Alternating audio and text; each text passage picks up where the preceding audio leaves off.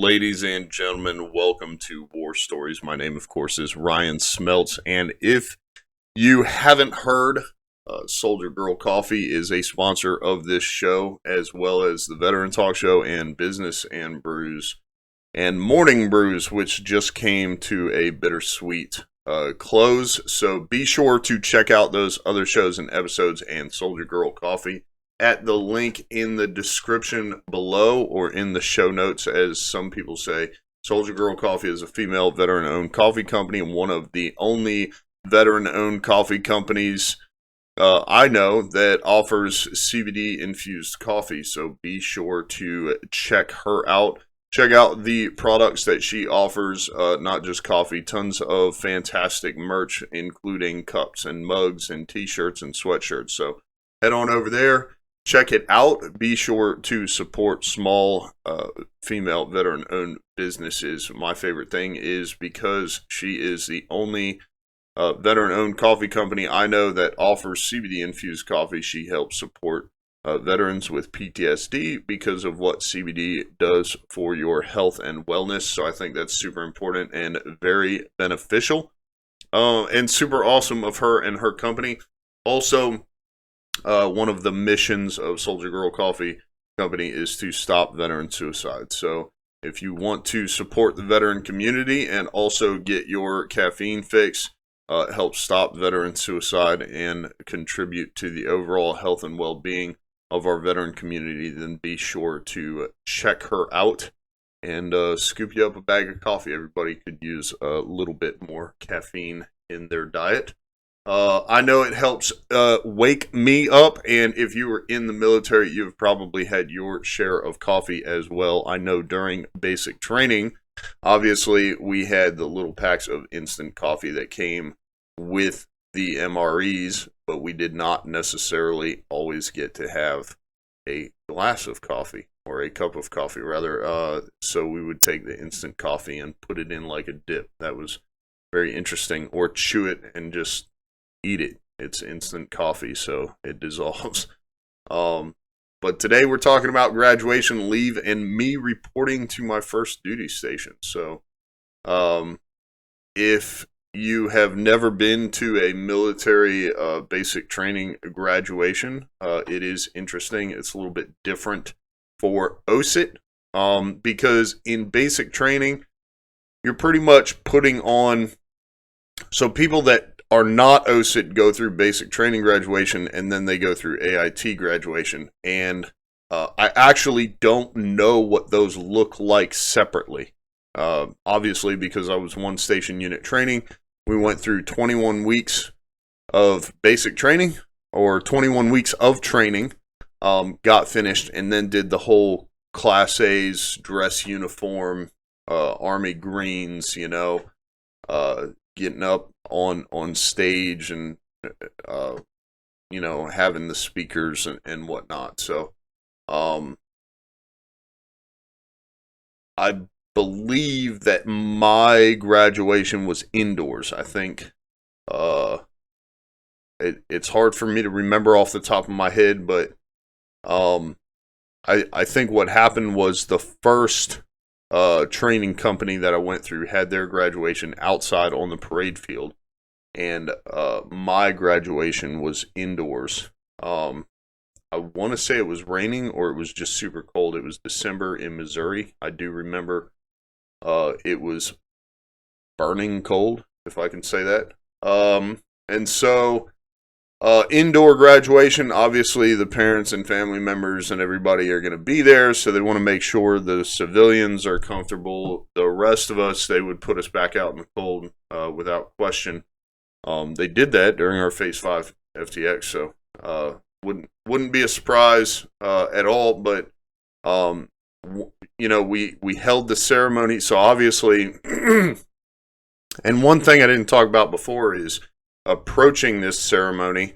One kid got pulled by the XO and basically designated, hey, here's all the photos and videos that we have from the entire training cycle. I want you to go through and put together a video for the graduation or the dinner or whatever the case was. So I didn't get tickets to the dinner. I really didn't feel like at the time I didn't completely understand a dining in and a dining out and what those were until later in my career. So at the time I was like, a dinner and we got to pay how much for it? Like, I don't want to pay for that. My family's not going to be here yet. I'm not going to go by myself. So just not doing that. And then he wanted this kid to put together a video. This guy was apparently a Mac user. His name is Greg Neff. I actually haven't talked to him for the longest time, but I guess he heard me talking, and I am a PC and a Windows guy, and pretty much have been my whole life. And so when he got pulled for this and designated, he got stuck in front of the only computers the Army has, which run Windows, and he really kind of didn't know what to do. Not that he couldn't figure it out, but he was like, this would be easier if I had help. So he went to the XO and asked if I could help him. So we got pulled out, and what was kind of cool about that is like the last week to 2 weeks of basic training, me and him pretty much did whatever we want. We went to chow whenever we wanted. We went, we still woke up for PT and, this, that, and the third. But if it was like an additional practice for graduation, I think I went to the dress rehearsal and then I went to graduation. But as far as like the practices they had every single day for hours and hours and hours in BDUs, just to make sure that everybody knew, like, you turn left, you turn right, you go over here, you sit down, you stand up, we didn't have to participate in any of that. We were just in an office working on the computer. So that was pretty cool. The worst part about it was the XO really kind of didn't care what we did. It was cool because, like, at the beginning, we synchronized the flash photos of the drill sergeants for the training unit with the drums of the song that we used for the introduction. And that brings me to the most annoying part, which was he just let us do whatever but dictated one song that we had to use. He was like, I don't care what it looks like, just do your thing, like, you guys are the professionals. But you have to use In the Air Tonight by Phil Collins. And to this day, because for anyone who's ever edited video, plus we're talking about, 17 years ago? Editing video back then was not like it is today. You can set up systems, processes, automations. I use Premiere Pro now by Adobe to edit video, but back then, of course, I believe they had it, but we're also talking about an Army computer in a very short amount of time. We didn't necessarily have a chance to go out, so there was Windows Movie Maker at the time. And if you've never used that, it was atrocious, very difficult to use, but we made it happen. And so in doing that, to line everything up, since we didn't have all the tools that I do today, and obviously the Army doesn't maintain an Adobe subscription, at least not at a basic training unit.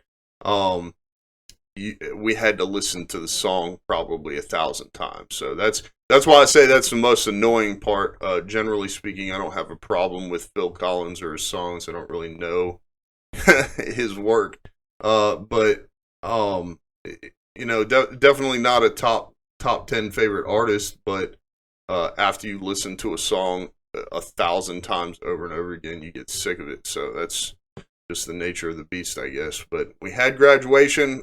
Parents were there.